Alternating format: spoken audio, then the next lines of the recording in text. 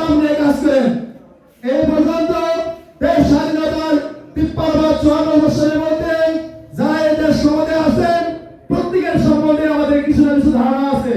প্রিয় বন্ধুরা আমার, যে সমস্ত দল এই দেশ শাসন করেছেন এমন কোন দল নাই তারা দুর্নীতি, এমন কোন দল নাই তারা মানুষের উপর জুলুম করেছেন, এমন কোন দল নাই যারা মানুষের উপর জুলুম, নির্যাতন, অত্যাচার করেছেন।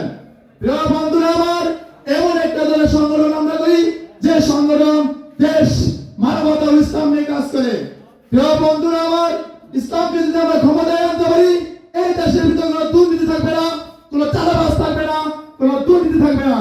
প্রিয় বন্ধুরা আমার, আসেন সকলে মিলে এই দেশকে ইসলামী শাসনের ব্যবস্থা করি, ইসলামকে ক্ষমতায় আনি এবং হাত থেকে বিজয় করি এবং হাত থেকে বিজয়ের লক্ষ্যে নিয়ে আমরা সকলে প্রত্যেকটা মহল্লায়, প্রত্যেকটা গ্রাম অঞ্চলে, প্রত্যেকটা ওয়ার্ডে, থানায়, প্রত্যেকটা মহল্লাতে আমরা কার্য করবো, এমনকি হাত পাকার পক্ষে ভোট চাবো এবং ইসলামকে ক্ষমতা আনার পক্ষে কাজ করবো। এই বলে আমার সংক্ষিপ্ত বক্তব্য শেষ করছি। আমার আসসালামু আলাইকুম ওয়া রাহমাতুল্লাহি ওয়া বারাকাতুহু।